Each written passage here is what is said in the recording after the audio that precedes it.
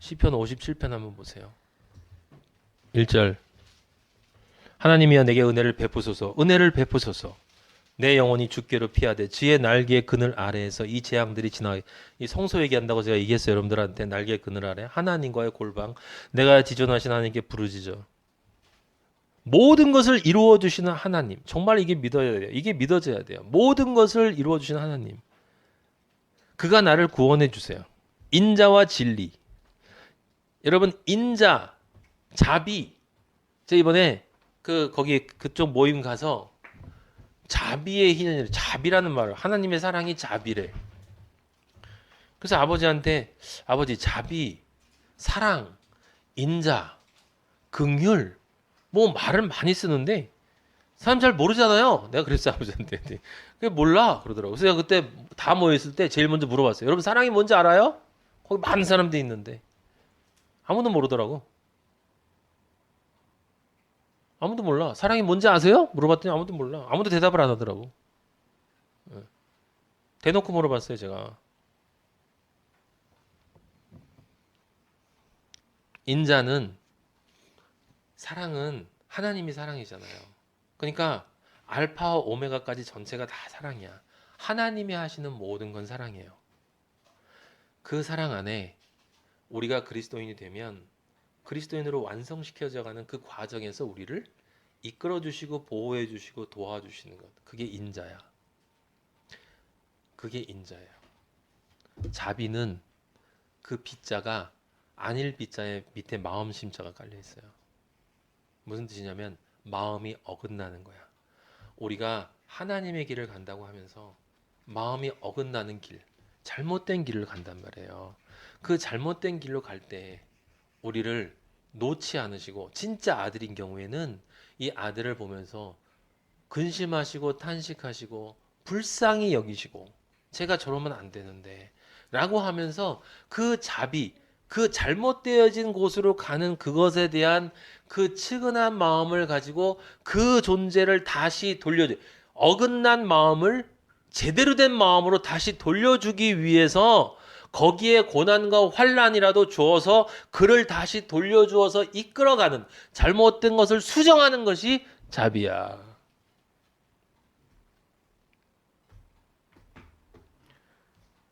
그러니까 정리를 하면 인자는 긍정의 사랑이고 자비는 부정의 사랑이에요. 근데 그 두 가지가 같이 갈 때 아버지는 긍휼로 같이 가주세요. 그거는 뭐야? 컴패션.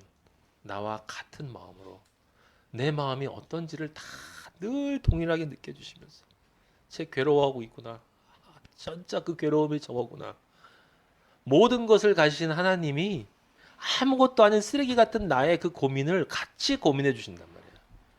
같이 기뻐해 주시고 그 기쁨 같지도 않은 그 기쁨 느꼈다고 저렇게 쫄쫄거리면서 철랑거리면서 좋아하는 거를 또 그래 그래 참 기쁘다 기뻐해 주시고 그런 컴패션이 긍휼함이 하나님 아버지에게 우리에게 근본적으로 사랑하는 사람 사랑하는 아버지의 그 밑에 긍휼함이 있고 그 긍휼함이 나를 온전하게 이끌어 가주는 그 인자 신실하신 인자 그리고 내가 잘못된 길로 갈 때 바로 잡고 돌이키도록 만들어줘서 끌고 가시는 그 자비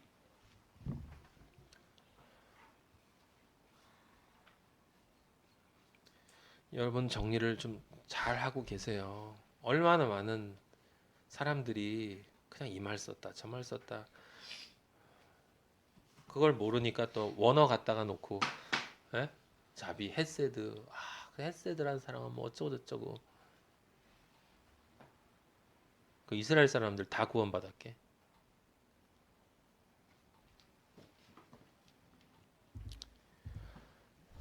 원어 얘기하는 사람한테 가면 여러분 들으면 그 사람한테 그런 얘기 해주세요. 당신 얘기를 좀 하세요. 원어 안 쓰셔도 하나님 다 알아들으십니다. 당신의 마음에 나오는 있는 그 말이 뭡니까?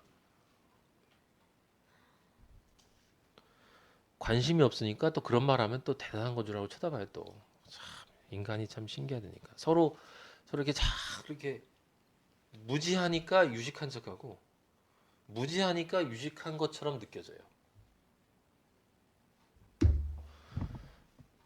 우리는 사람들을 비교하지 않고 하나님 밑에서 바라보기 때문에 하나님 밑에서 바라보기 때문에 내가 어떤 언어를 쓰건 하나님은 내 마음을 아신다라는 믿음이 있는 거 아니야, 우리?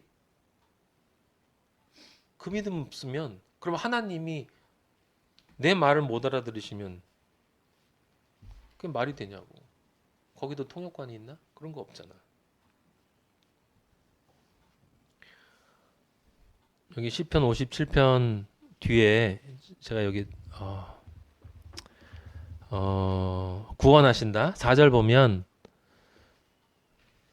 사자들 가운데 살고 불사르는 자들 중에 누웠대요. 사람의 아들들.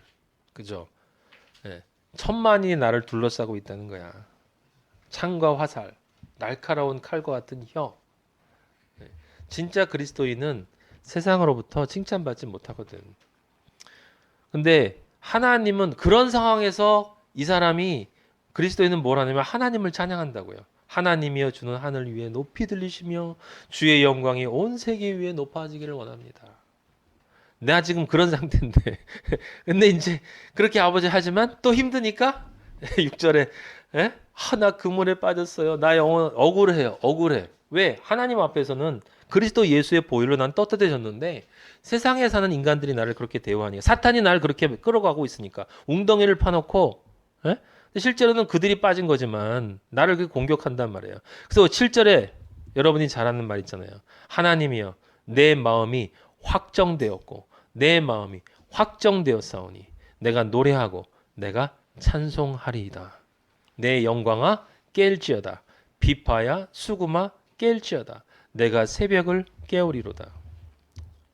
제가 옛날에 존경했던 한 목사님이 이 새벽을 깨우리라는 책을 쓰셨지 않습니까? 옛날에 제가 그 책 읽고 되게 감동을 받았는데 우리는 나의 새벽을 깨워야 되고 너의 새벽을 깨워야 돼요. 세상의 새벽을 깨워야 돼요. 새벽이 뭡니까? 새벽이 어떻게 깨워져요? 새벽은 광명한 새벽별이신 예수 그리스도가 올 때만 새벽이 깨워지는 거야. 나는 광명한 새벽별이다. 그 가짜 새벽별 말고 계명성 그 사탄 말고 진짜 광명한 새벽별. 계시록 22장 16절. 나 예수는 교회들을 위하여 내 사자를 보내어 이것들을 너희에게 증언하게 하였노라.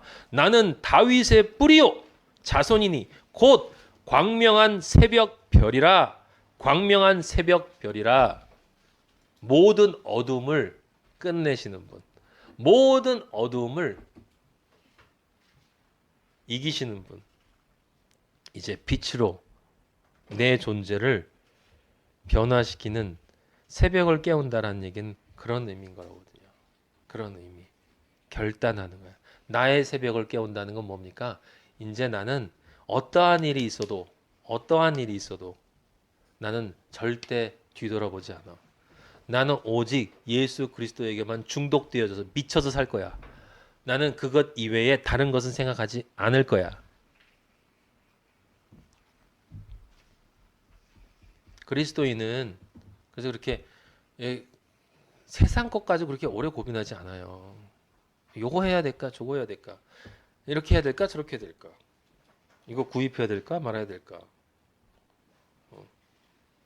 저는 옛날에 제가 그런 생각도 했어요. 그러니까 우리 분리수거 세상 사람 분리수거 하잖아. 분리수거. 왜? 분리수거를 해야 이 환경이 깨끗해지거든. 전요. 분리수거는 물론 하지. 하지만 요즘엔 굉장히 자유로워졌어. 왜? 이 세상 것 다 하나님이 창조하셨어. 아무리 더러운, 아무리 독하고 유해성 있는 화학 물질을 그냥 버려도 아버지가 이렇게 만드시면 그냥 다 깨끗한 것 되는 거예요. 이 인간들이나 이 세상 인간들이나 이 플라스틱 버리면 유해하고 썩지 않는다 이렇게 얘기하고 그래서 이렇게 분리수거해야 된다고. 그렇다고 여러분들이 분리수거하지 말고 버리라는 뜻 아니야. 우리는 이 세상 그리스도인은 이 세상에서 가지고 있는 기본적인 도덕, 예절 그 정도는 가볍게 지켜줘야지. 내가 마치 무슨 훌륭한 그리스도인이라고 이 세상 것들은 아무것도 아닌 것처럼 예? 기초를 모르면서 기초도 못하면서 뭘 큰일을 한다고 예?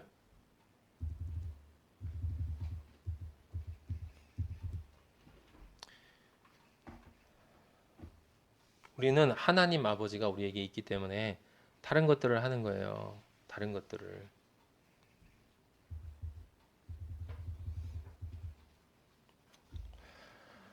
네, 그래요. 자, 시편 119편 이제 정리를 좀 해보도록 하겠습니다.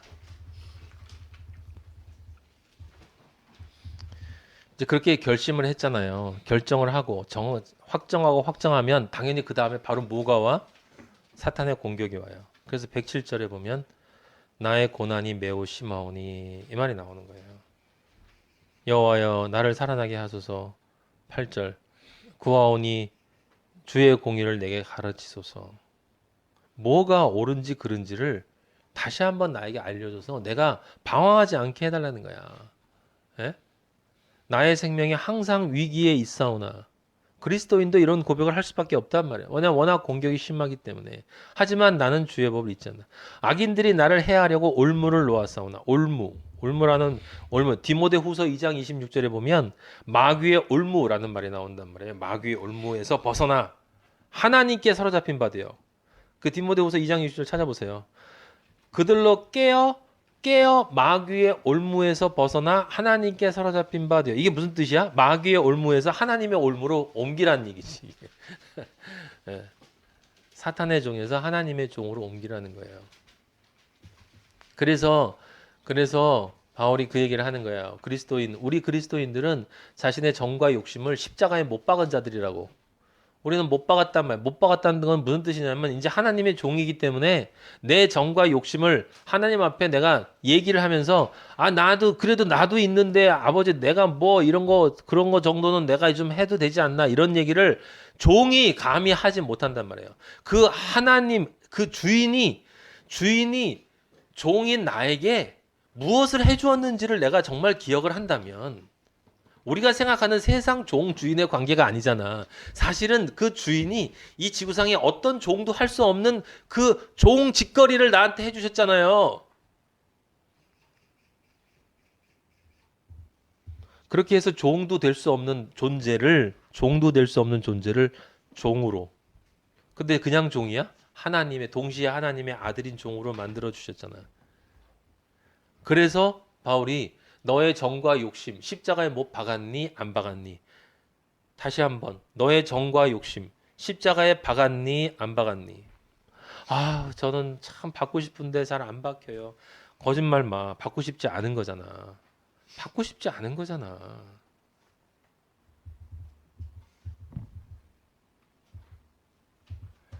마귀의 올무는 우리에게 5가지로 오죠. 제일 먼저 유혹으로 와요. 그죠? 하와에게 왔던 것처럼. 그리고 두 번째로는 우리를 흔들리게 무엇을 통해서? 속여서. 요한복음 8장 44절 봐요.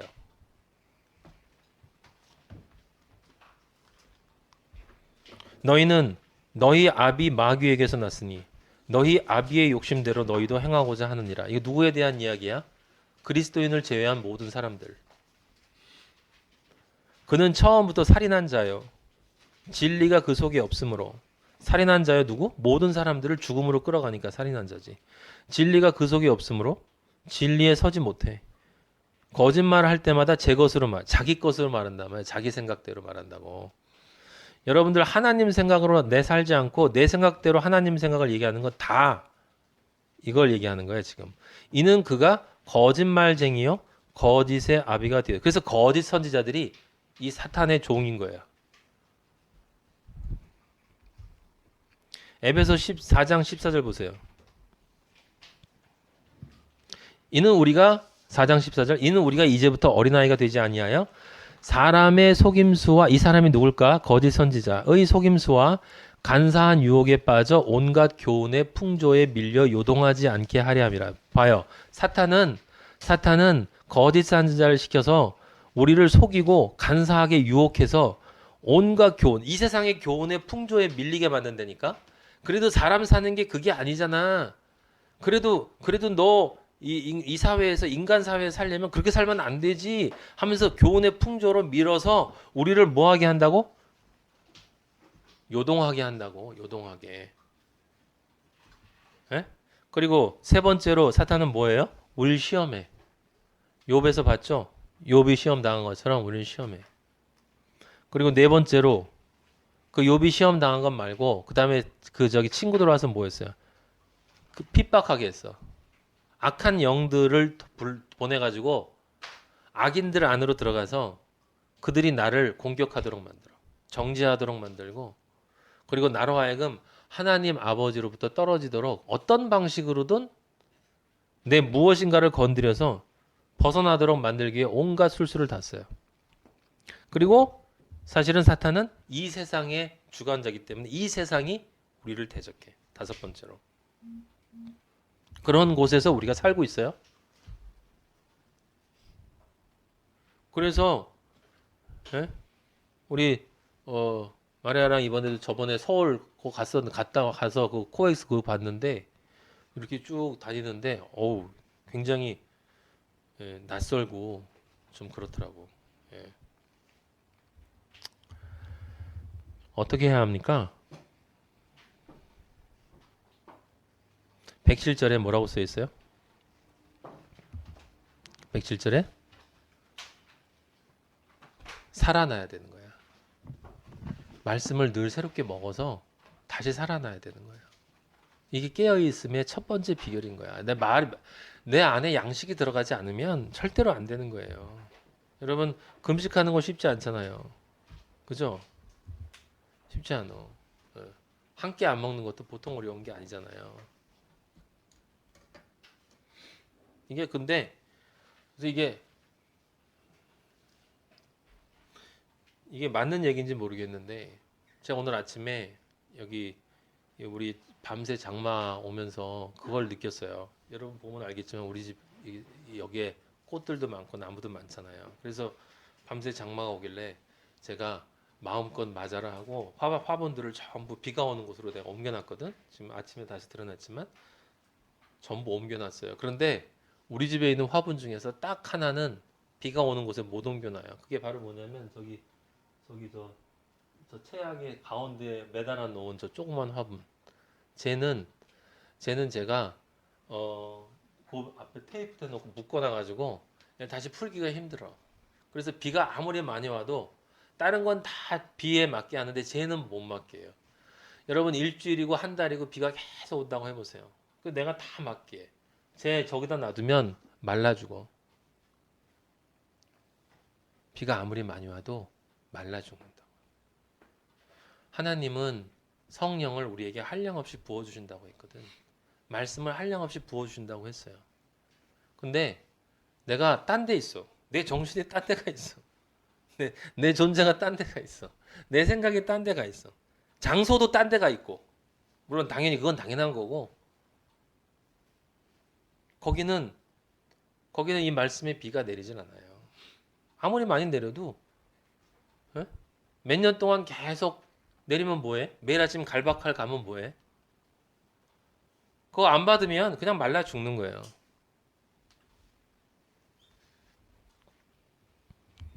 그래서 107절에 새로운 양식을 먹고 살아나야 한다는 거고 108절은 뭐라고 했어요? 공의를 알아야 된다. 하나님의 공의가 무엇인지를 진짜 알아야 된다는 거야. 에? 그 공의를 알기 위해서 109절에 잊지 말아야 돼. 잊지 않아야 될 것은 절대로 잊으면 안 돼. 그리고 그렇게 하기 위해 110절에 떠나지 말아야 되는 거예요. 떠나지 말아야 돼. 에? 그리고 아주 재밌는 게 있어요. 뭐냐면 그 다음에 뭐라고 쓰였습니까? 즐거움이 되도록 해야 된대.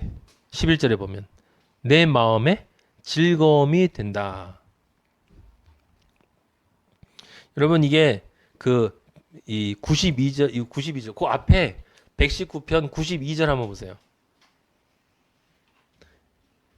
이렇게 쓰여 있어요. 주의 법이 나의 즐거움이 되지 아니하였다면 내가 내 고난 중에 멸망하였으리다. 이게 무슨 뜻이냐면 만약에 하나님의 말씀이 나에게 정말 즐거움이 되지 않았다면 이게 선악과의 즐거움이 아닌 건 알죠. 진짜 그 즐거움 설명할 수 없는 그 말씀을 들으면 좋고 읽으면 좋은 그 즐거움이 없으면 아까 우리가 조금 전에 봤던 잊지 않아야 할 거 잊어버리고 떠나야 할 거 떠나버린단 말이에요. 공의를 모르게 된다는 거고 그러니까 즐거움이라고 하는 것은 말씀을 읽고서 즐거워지면 좋은 게 아니라 즐거움이 없으면 다 꽝이란 뜻이에요. 그럼 당연한 거지 사실은. 우리가 앞에 얘기했던 거. 왜냐하면 우리는 그리스도에게 미친 사람이고 그리스도는 우리의 신랑이기 때문에 그 신랑의 말을 읽으면 즐거워야 되는 거야. 당연히 즐거운 거야. 그거는 음식 먹는 즐거움하고는 다르잖아요. 여러분이 정말 사랑하는 사람이 있다 하면 그 사람이 그래서 즐거움이 돼야 되는 거고 네 번째로 그 뒤에 뭐라고 써 있어요? 마음을 기울여야 돼. 112절에 보면 마음을 기울여야 돼요. 그죠? 내 마음을 그쪽으로 가득하게 해야 된다 이 말이에요.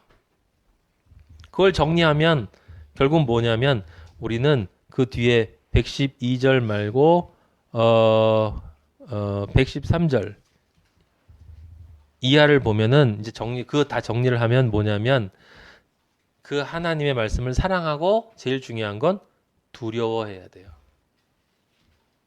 우리가 보통 얘기하는 경외.